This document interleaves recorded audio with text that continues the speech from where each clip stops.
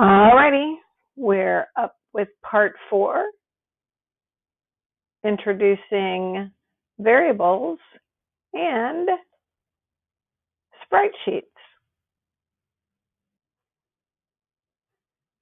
Okay, so up to this point, you should have these 5 sprites. If you have a few extras, that's okay, as long as they are well named. Do not leave any of your sprites with generic names. Then we have these 5 objects. We've used the box sprite on our obj_boundary for our boundary object, which is not at all uncommon that the sprite name and the object name don't necessarily match, so that's fine. We have our player object, which we've used just a placeholder sprite. It doesn't look like much. We don't really care what it looks like because it's not going to be around for much longer. We have 4 events for movement, up, down, left, and right. We have 2 collision events, one with boundary and one with stump. And we've checked our game to make sure that when it runs, our player collides with the stumps, both from the top, bottom, left, and right sides, and collides with the boundaries all the way around. Always make sure that you fully check your game and that everything works. Okay, so we're good so far. Now, when we coded our up, down, left, and right, we hard-coded a 5 right here, and that is the speed. I'm going to make the text in this window a little bit bigger so it's easier to see. I apologize for not thinking about doing that in previous videos, but this should help you see what's going on. And like I said, when we created this left, up, right, and down, we hard-coded the 5s. Not the best programming, because if I decide that my player is moving too slow or it's moving too fast, I have to come into all 4 of these events and update that speed. Now that would be all right if I only had to do it once, but what if I decide that, hey, let's try 10. Oh, I don't like 10. Let's try 8. I'm not crazy about 8. Let's go back to 5. Then we have to open this every time and every time and every time. So instead of doing that, we're going to add a create event. So we're going to click add event, choose create. Now, a create event is typically used for initializing variables.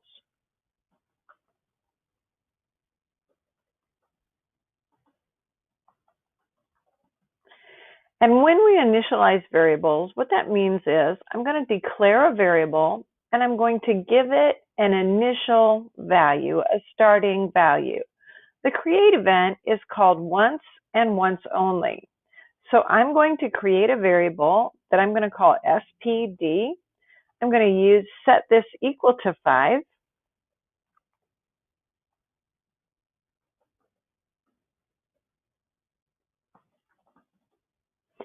I'm going to create a variable that I'm going to call SPD and set it equal to 5, because 5 is what we've been using.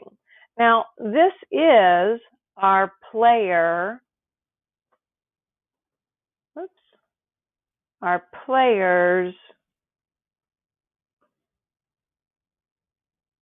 Now, it's always a good idea to add internal comments.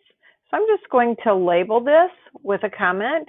This is my player's speed, how fast my player is moving. So then I'm going to come into left, which I can click over here, or I could just open it up from here. And instead of 5, I'm going to use that speed variable. And I'm also doing that in up and in right and in down. Also, make sure that your comment gets updated. If your comment still says that you're moving 5 spaces, well, that won't necessarily be correct. And besides that, we're not really just moving 5 spaces. We're moving as long as the arrow is held down. And it depends on what direction you're moving as to what arrow. So make sure that your comments, oops, look at that. I'm moving right as long as the right arrow is held down. Just double check your comments and make sure that they've all been updated and that they're all correct.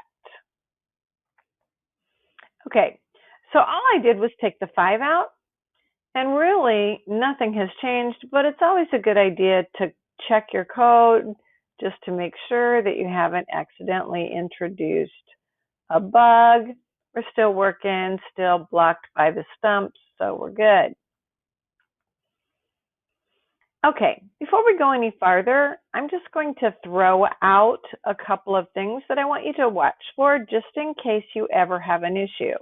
Now, several people have had problems with their stump, the collision with their stump not actually working. So I'm going to show you something.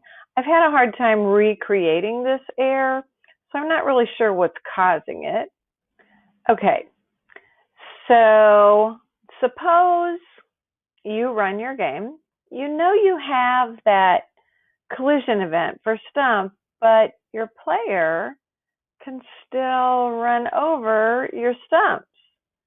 And this is not what I should be seeing. So I've had a hard time recreating this error. I'm not really sure what's causing it. But if you open your stump, I've had a hard time recreating this error, and I'm not really sure what's causing it. But if you are having this issue, open your stump sprite, expand collision mask, and even though yours is going to say automatic, not manual, what we're going to see is a little black square up here, and that's where your collision mask is. That's not where it should be. So you're going to change from automatic to manual. You're going to pull the corner of that square down until it covers your whole sprite, and then pull this corner down until your mask is tight against your sprite. The collision mask is where you're going to watch for overlap of your player sprite and your stump sprite. So now that I've fixed my collision mask, now I actually get that collision working. So if you're ever in a position where you've coded the collision and you're sure you've coded it correctly, but it's not working, check that collision mask. Again, when you open this up, your collision mask is going to say automatic. And notice how dark it got. Notice my sprite, how dark it gets. That's because my collision mask is over my entire sprite, which is where it should be. If I look at my grass, for example, I check collision mask. It's just on my grass. Same for flowers, check collision mask, automatic, on my flowers. But for some reason, once in a while, somebody will create a sprite and their collision mask isn't getting set properly. Like I said, I'm not sure what's causing that, but I do know how to fix it. So now you do too. Okay, so the next thing we're going to do is we're going to create a new sprite.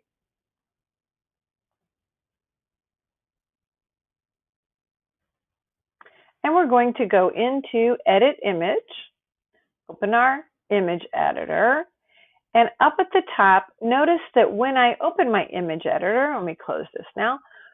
Before I open the image editor, my menus end with Help. When I open the image editor, I get some extra menus up here. We're going into the Image menu, and we're going to choose Import Strip from Image. Now you're going to have to look for those images, and I hope that you went into Canvas and downloaded those images, and they should be in your GameMaker Assets folder. And the one you're looking for is RPG Cowboy. So I'm going to open RPG Cowboy. It's kind of small, I know, and we have this white square right there. It's a little difficult to see.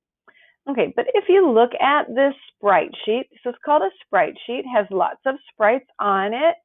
It has a transparent background, and I know that because of those little squares that are in the background. That indicates that the background is transparent, which that makes importing from your sprite sheet a whole lot easier, but isn't 100% necessary. So our next one, we'll look at one that does not have a transparent background. So for now, we're looking at this transparent background. And what we actually have is 8 different sprites on this one sprite sheet. And each individual sprite is made up of 12 images. 3 forward facing, 3 left facing, 3 right facing, and 3 backward. Those would be for going up. The forward facing is for going down, and obviously left and right. So what we're going to do is pull 12 images. Total number of frames is 12. And you can just type that in. You can also do the up and down arrows, but 12, I'm going to type that in. Then we're going to look at our individual sprite, and there are 3 frames per row. Frames per row, we're going to change that to a 3. Now, when I click out, I've got these 12 squares, but they're really small, clearly too small for the size of my sprites. And I will tell you, these are RPG images, and RPG images are typically 48 by 48. So I'm going to start with 48 by 48 and see if that is indeed the correct size, which you'll see that it is. That grid fully covers these 12 squares. And if I wanted this cowboy with the brown hat, I would just click Convert. Now, if I wanted this cowboy with the black hat, I need to move over this first square 1, 2, 3, 4, 5, 6 images over. So in horizontal cell offset, I'm going to put a 6, and that'll jump me over to the black hat. If I wanted the white hat, this 6 is always from the origin, from the starting position. So I'm going to go 9. That'll take me to the white hat. But what I really want is purple. That's my favorite color, so that's usually what I choose. I want this purple hat down here. Now I've moved over 6 cells, 6 of these squares in my grid, and I need to move down 4. So we're moving over 6 and down 4, over 6 columns, down 4 rows. You can think about it that way. Horizontal, we're moving across. Vertical, we're moving down. That gives me purple.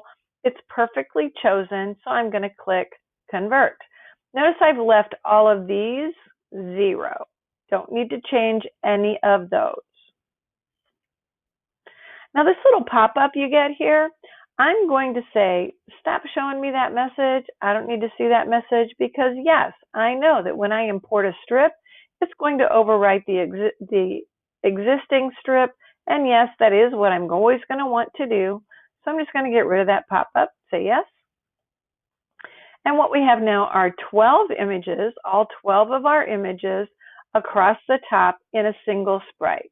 Now, if I run this animation, he looks kind of confused. He doesn't know where he's going. And that is not really the animation we're looking for, although I do want this to be animated sprites. But we have these 3 that will be for down, these 3 for left, these 3 for right, these 3 for up. So first thing I need to do, so I'm just going to go ahead and close this. In my sprite window, I'm going to rename it. And this is going to be my player sprite. However, notice over here, I already have a player sprite. You can't have 2 player sprites, so I'm just going to stick a number on the end of that and call it player 2. Now I'm going to right click on this and duplicate, or you could select it and hit Control D. So I'm going to duplicate, and I'm going to come back up to player 2, and I'm going to this time Control D to get a third and a fourth. We need 4 of those. So I'm going to click on the first one, says player 2, but I'm going to change this to player left. And then I'm going to click Edit Image. I want my left facing sprite, so that's these 3. So I'm going to delete these first 3. Don't need those. By the way, if you're getting a pop-up, again, just check that don't show me this anymore, because yes, we will always want to delete when we hit delete. Now, if you accidentally hit delete on this one, I'll just Control Z, bring that back, because I want all 3 of these. Let's run this sprite, or this animation. Let's run this animation. And you can see that, boy, he's walking pretty darn fast. That's not very easy to look at. So I'm going to close it. I'm going to come up here. I'm going to change this frames per second to 10. And then I can run it from here also, but you can't really see it because I'm zoomed in too far. So I'm going to zoom out so that I can see him walking. And yep, I like that speed. That still might be too fast, but we'll deal with that later. So there's my player left, and I've set his frames per second to 10. So I'll open up another. I'll name this player right. I'm going to set his frames per second to 10 also, because they all need to match. I'll open this for edit, and this is right. So I'm going to get rid of these 3, and I'll get rid of those 3, and I'll keep the right facing, and I'll get rid of these 3 at the end. Okay, so now I can run that animation. I like that speed. One more. Change this one to up. Change my frames per second to 10. Edit my image. And this is going up. So when you're going up, you should see your player's back. So I'm going to keep these 3 back images. Run it. That's what it'll look like there. Okay, nothing real exciting. Last one. This will be down. Change my frames per second to match 10. Edit the image. Now when I'm coming down, I'm facing forward. So I'm going to keep those first 3, and I'm going to delete the rest of these. Okay, so now we have our 4 players, up, left, right, and down. And this player right here, this placeholder, oh look, that's spelled funny. Let me fix that. It should be player. I wondered why it was out of order. They will jump always alphabetical. This player placeholder I had before, I have no need for that. I'm not a fan of keeping a lot of junk anywhere, including in my programs. So if I don't need it, I'm getting rid of it. Now, if you have played around with the editor and you have something in that placeholder that you like, that you would like to keep, by all means, feel free to do that. Just make sure that you never leave any of your sprites with generic names like Sprite 1, Sprite 5, Sprite whatever. Okay, now I'm going to go back up here to my object, my player object, and notice that, look, he doesn't have a sprite anymore. And that's because I deleted that placeholder. So I'm going to click on No Sprite. I'm going to come into my sprites, and I always choose my player down. The reason I choose player down as my starting point is because player down is facing me, and when I start my game, I just like my player to be looking at me. That's my preference. You can do whatever you like. All right, so now if I run my game,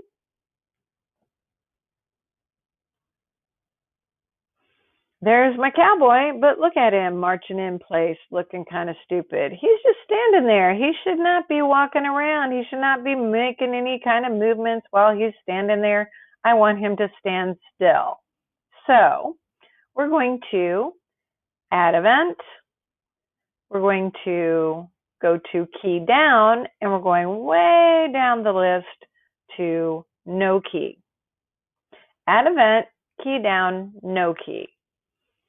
And my description for this event will be to stop animation. And to stop the animation, we're going to set our image speed. Now, all I typed was IM. That brought up all my image variables, and I'm choosing image speed. Image speed is what controls animation, and I'm going to set my image speed equal to 0. That will make no animation. So now let's just make sure that works. We'll run it again. And there he is, standing. Now you might not like his pose. It doesn't bother me, so I'm going to leave it. If you wanted it to look something different, you could get a different image and use that as your stop image and add one more sprite, but I'm good with this. Okay, however, now when he moves, yeah, he's not animated and he's not facing the right direction, so we got some work to do. In our create event, just double click and reopen your create event. I want you to add one more variable, and we're going to call this image, capital S, lowercase pd, image speed. Now this is different than that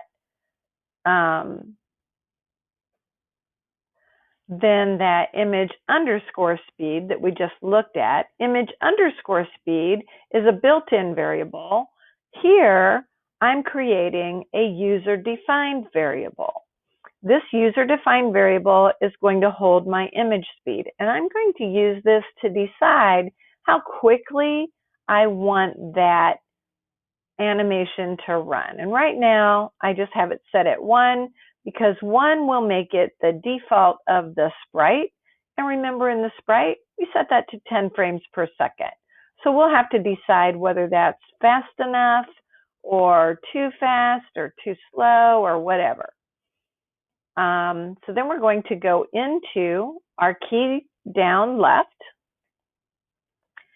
and we've got our player speed that we're using here to move it, and then we're going to set something called a sprite index.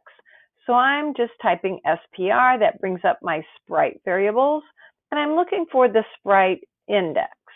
Now you would expect index to be a number, and it could be if you knew the number of your sprite, but I don't have to know the number of my sprite because I can also use the name of my sprite. Now we're talking about sprites, not objects, so I just need player.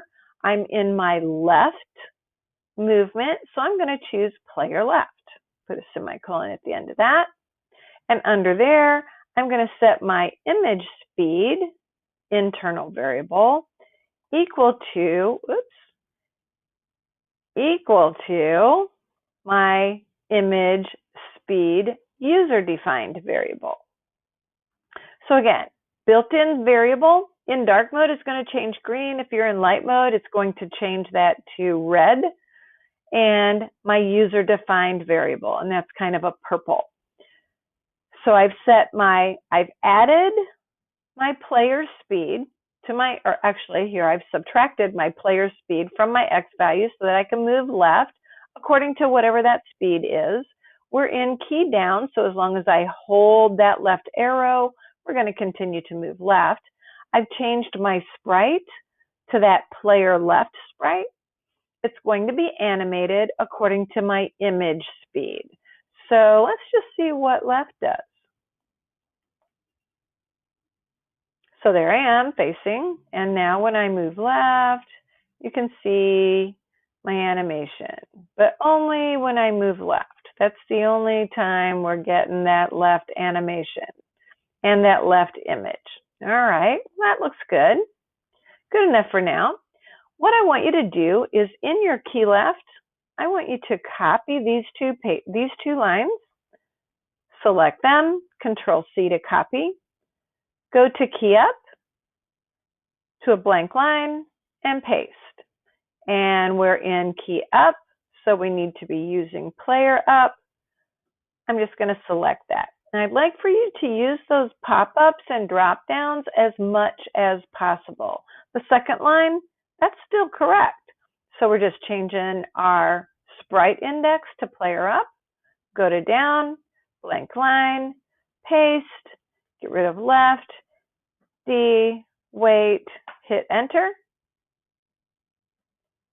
Go to, whoops, that was supposed to be right. Be careful.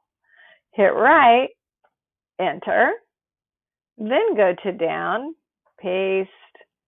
Now get rid of left, hit a D, wait, hit enter, and take that pop-up. So down is using player down, right is using player right, up is using player up, and left is using player left. Now notice that we have some asterisks, we have some little stars right here next to those tabs, and that's because we've made changes on those tabs that we have not saved, and if we haven't saved them, we also know we have not tested them.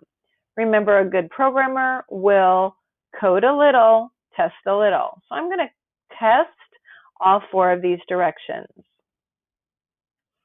Left works, right works, up works, down works.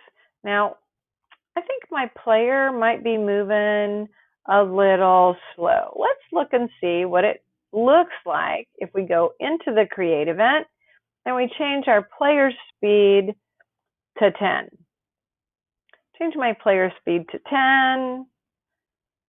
And I come in here and oh no, that's way too crazy fast. I would never be able to keep up with him. And besides that, I have this cool animation that you can't even see when he's going that fast. So don't like that. I'll go back in here. You know, maybe the problem wasn't that he was too fast. Maybe he was a little, or too slow. Maybe he was a little too fast. I'm going to change it to a 4 and run it. And I like that. Notice that I'm only having to change this in one place. I like that speed, but my animation, I think my animation is still running a little fast. I would like to see that animation a little bit better. So I'm going to change this to 0.5, 1/2. So that means 5 frames per second, because remember in our sprite, we set it to 10. So now I'm going to run it. There we go. I like that better. I can see that animation better. I like that speed. Now, if I go at an angle, I'm not crazy about that, but you know what? I could look around for a cowboy that has 8 directional sprites, but I'm not going to do that. I'm just going to call this good enough, and when he goes at an angle, you know, we're just going to deal with it and call it good enough. All right. So that's how to pull sprites off of a sprite sheet that has a transparent background, and when you're trying to get animated sprites. So first I pulled them all 12 into one sprite, then I broke that sprite down into 4 sprites and used those 4 sprites in my key up, down, left, and right. Now we're going to look at one more sprite. So we're going to create one more sprite. I'm again going into Edit Image, up to the image menu, choosing import strip image. You can see that's a Control-I for a shortcut. I never remember that. Maybe you're better than I am. We're going to now use this desert images. Now again, you should have downloaded that from Canvas. Notice I still have this grid of 12. That's because that's what it was set at the last time I used it. We're going to change that to a 1. We're going to change that to a 1. I don't mind the size being set to 48, but I am going to change this back to 0 and that back to 0 so I can get it up there in that top corner. If it's not in the top corner, it's kind of hard to drag around sometimes. So 1, 1, 48 squares, fine. All zeros here, and now I have this square. I can grab that with my mouse and pull that down here. I'm going to pull this cactus. So I can also budget around by changing this number. I can scoot it over just a little bit. But I do need to make it bigger than that. And it looks like maybe 60, no, 60, not big enough, 70, 70 maybe. I'm going to make this 100, not quite tall enough. Change that to 110, still not, 120. Okay, in fact, I'm going to move that down just a little bit. So I'm going to increase this number. I'm trying to make sure that that cactus is all the way inside of that square. In fact, I think I might make my frame width just a tad wider and then move that over. I want to make sure I don't cut off any of the edges of that cactus. And if I do, I can always redo this. So I've got my one box drawn around my one shape. There are lots of shapes in here. This is the only one I want, at least the only one I want right now. And this is not going to be animated, just going to be a cactus. But look, it has this blue background. So if you put that in your room, okay, so the only way we can put it in our room is to create an object. So I'm going to create an object. I'm going to call this object Cactus, OBJ. Remember, objects start OBJ, cactus. And I'm going to look for my cactus sprite. Oh, I don't have it well named, but I can see from the picture that that's what it is. And then I'm going to come to my room, open my room, and on my background image layer, I am going to drag one of these cactus objects. And oh, look at that. I really don't like that. Really don't like that blue stuff around the background. It's kind of big, but I'm not worried about the big right now, but I am concerned about that background image. So I'm going to zoom out here. Oops, let me close that or just hide it. I'm going to zoom out here so that I can see my cactus. Move that up here so I can see it. And I'm going to get rid of this blue background. To do that, we're going to open the image editor, edit image. Okay, so my computer auto restarted, so I'm back in here. We're trying to remove this background. We're going to choose the magic wand in this fourth row. We selected our blue, and here's where we were. We have a little bit of blue still around our cactus here. We're pretty tight on the right, but not so much on the left. Up at the top, you'll see tolerance. You can drag this tolerance slider, and the farther you drag in, the more color you're going to take out, so you want to be careful. You can also type in numbers. I could, not 109. I could type in 10. If I think 10 is too much, I can always go down a little bit at a time until I think I'm good. Now, what I want to be careful of is that I leave these spikes sticking out of our cactus, because that's what cactus really look like. So I want to be careful that I don't take my tolerance up so high that I get those really light white spots on the outside. I like 8. So I'm just going to hit the delete key on my computer, and those will all go away. Now I did leave a little bit of blue, but that gives me an opportunity to show you one more tool. In the top row, I'm going to choose this fourth tool, and that is our color remove tool. So in my toolbox, top row, fourth tool, color remove tool. And now I'm going to zoom in. I can see these little blue squares around here. I can take all of those out, either all at a time or one at a time, depending on my tolerance. Notice that tolerance was automatically reset back to 0. I'm going to move that up to maybe 5. I'm going to click on one of these blue squares, and all of the blue like it will go away. I think this blue is a little too dark, and I might take this blue out. Then I'm holding my mouse button to pan around. I'm good with all the rest of that. I want this spike sticking out here, so I don't really want to take out that blue. So I think I'm good. I'm going to close this, and there's my cactus. Okay, so we have already used this cactus image on our obj_cactus, and look, the sprite automatically updates itself. And in fact, we've already placed this in a room, and that automatically updates itself. I think I probably only had one. Sorry, I'm going backwards here. I probably only had the one cactus in there before. But I'm going to go ahead and drag over another cactus. And I would like this cactus to be smaller. So I'm just going to double click it. And that brings up our instance property window. Now these properties are for this particular instance. And even though these two images were pulled from the same object, it's not going to change that one. So I am going to adjust the height of this. I can do that by clicking this down arrow. I could also have typed in, so I'm going to do the same here. I'm going to put 0.5 so that I just shrunk it proportionally, half on the X and half of the Y.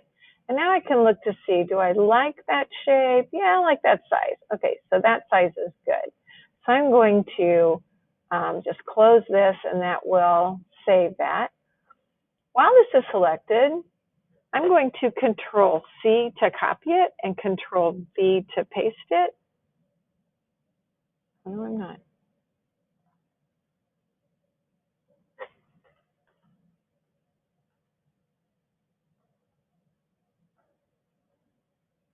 Okay, so cut that out. Okay, so another thing I could do is I could bring in a cactus, double click to open its property window, and here you'll see I could flip it on the x-axis. And now I have one cactus with this up on the left, and over here I have the same cactus, but this is up on the right, and that makes them look a little bit different. You actually don't have to open the properties window to shrink or enlarge it. You can do that from here, just like we did with the borders. We can do this. Now, if you're not happy about the way it's popping, it's going quite a bit at a time, just go up here and turn the grid off. And now I can draw this corner and scale it however I want. So if I want a short, fat cactus, now it looks like I have 3 different cactus objects, but the truth is they're all the same object. All the same kind, it looks like I have 3 different objects, but the truth is all of these instances came from the same object. So they're all related to the same object, but they look very different. And I can do that. That way I don't have to make lots and lots of objects unless I want to do something specific with this one different than this one. For example, if my player had health, I might lose a little health for running into this little cactus and a lot of health for running into this big cactus. If that's the case, then you would have to have a large cactus object and a small cactus object in order to keep track of your player's health. But that's information for another video. I just want to cover one last thing here. Make sure that on your player layer, you only have players. So I don't want to put, oops,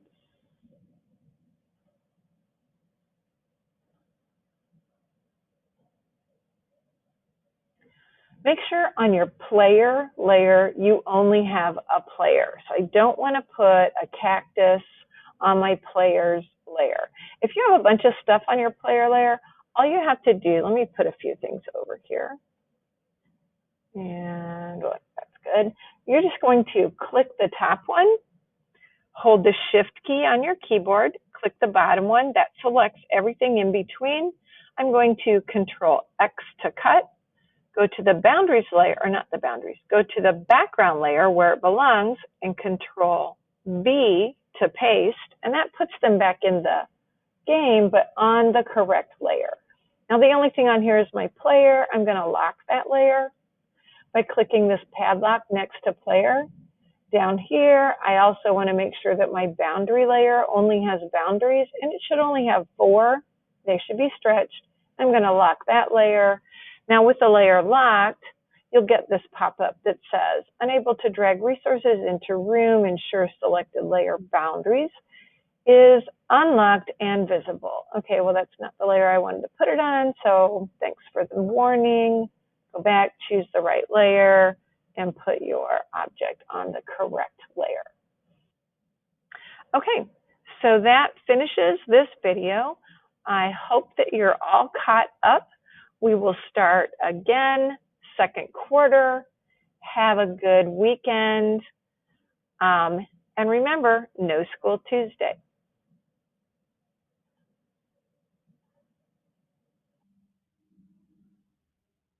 Up next, cameras.